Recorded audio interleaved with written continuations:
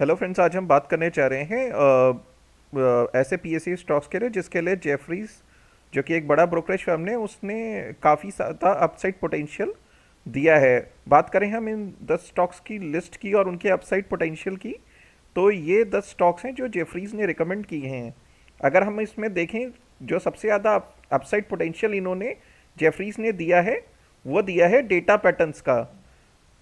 अब आइए देखते हैं कि वाकई क्या डेटा पैटर्न्स में 38% अपसाइड पोटेंशियल, यानी कि 2500 से 3400 जाने का दमखम है या नहीं है। इसके लिए हम इसके टेक्निकल्स और फंडामेंटल्स को एनालिसिस करते हैं।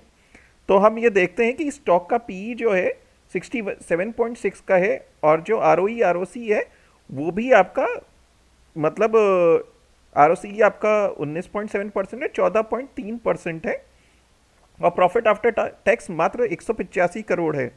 अगर हम इसमें बात करें कि प्रीवियस क्वार्टर का जो प्रॉफिट है वो सिर्फ और सिर्फ 32.8 करोड़ रुपए है।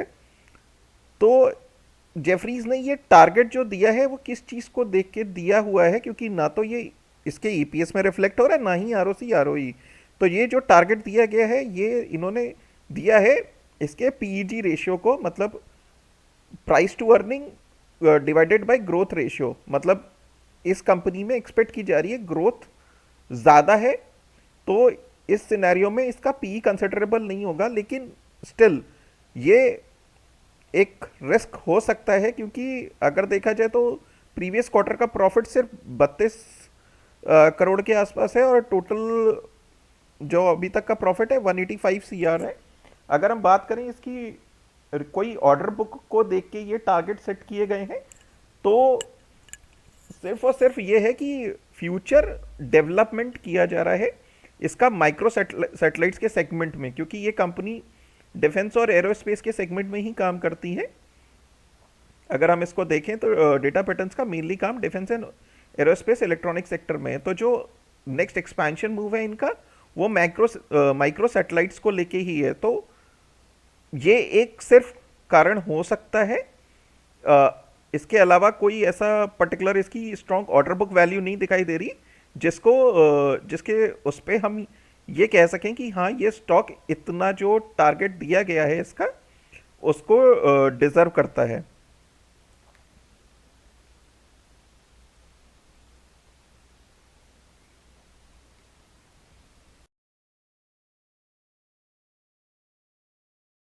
इसके बाद हम अपनी सबसे ज़्यादा जो पसंदीदा स्टॉक है जिसने काफ़ी अच्छा मल्टी बैगर रिटर्न दिया है, और जो अपनी 52 वैल्यू के ऑलमोस्ट डबल प्राइस पे चल रहा है, बात करें हम अपने हिंदुस्तान एरोनॉटिक्स लिमिटेड की, जो कि एक डिफेंस की पीएसयू स्टॉक कंपनी है। अब डिस्कस करें कि इसके स्टॉक में भी ये दमखम है या नहीं है। तो यहाँ स्टॉक का पी आपका सिर्फ 31 का है, मतलब जो कि इस तरीके की आर एन डी और जो डिफेंस एरोस्पेस वाला सेगमेंट है उसके हिसाब से ठीक ठाक, मतलब इसका स्टॉक का पी है काफ़ी रीजनेबल पी है, और ईपीएस इसका 127 का है।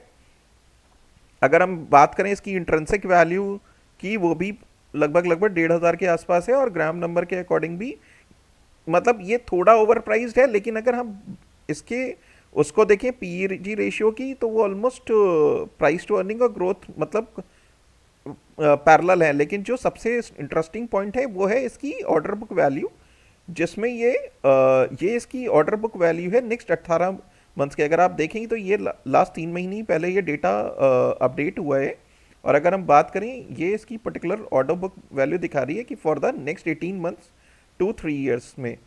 तो ये ही एक कंसिडरेबल पॉइंट है, मतलब अगर आप इसमें हैं। लेकिन मेरे अकॉर्डिंग आप दोनों ही स्टॉक्स को, अगर ये अपनी 52 वीक लो वैल्यू पे मिले, तो ही आपको इस ट्रेड में इंटर होना चाहिए। बाकी दोनों ही स्टॉक्स में कोई बाय और सेल का रिकमेंडेशन नहीं है, वो आप अपने इनिशियल फाइनेंशियल रिस्क को कंसिडर करते हुए इस स्टॉक में एंट्री ले सकते हैं। लेकिन स्टिल प्रेफरेंस वाइज अगर देखें तो आपका एच आपकी पहली प्रायोरिटी होनी चाहिए। और सेकंड आप इसको कंसिडर कर सकते हैं। सिर्फ यहाँ पे जो डिफरेंस आएगा आपको दोनों चीज़ों में, मार्केट कैप का है तो मार्केट कैप कम है तो आपको इस स्टॉक में मोमेंटम ज़्यादा मिलेगा। और अगर आप इसके नंबर ऑफ शेयर होल्डर्स भी देखें तो सिर्फ 2 लाख हैं, जबकि अगर हम हिंदुस्तान एरोनॉटिक्स के देखें तो 12,72,495 है। तो मतलब इस हिसाब से डेटा पैटर्न्स को इन्होंने इसी बेसिस पे अपसाइड ज़्यादा दिया है as compare to Hindustan Aeronautics Limited. Rest आप अपनी ही अकॉर्डिंग, अपनी रिस्क एबिलिटी के अकॉर्डिंग ही इसमें इन्वेस्ट करें। और पूरी अपनी फाइनेंशियल रिस्क टेकिंग कैपेबिलिटी को सही से एनालाइज करके स्टॉक में एंट्री या एग्जिट लें। और ट्राई करें कि दोनों ही स्टॉक्स को आप इनके 52 वीक लो के आसपास खरीदने की कोशिश करें। हड़बड़ी कोई नहीं मचाएं कि मतलब किसी ब्रोकरेज फर्म में टारगेट दिया है तो हमें स्टॉक में एंट्री लेनी ही लेनी है। आप पेशेंटली इस स्टॉक को और करेक्ट होने दें और तब अपने ट्रेड लेने का विचार करें। Till then, good bye.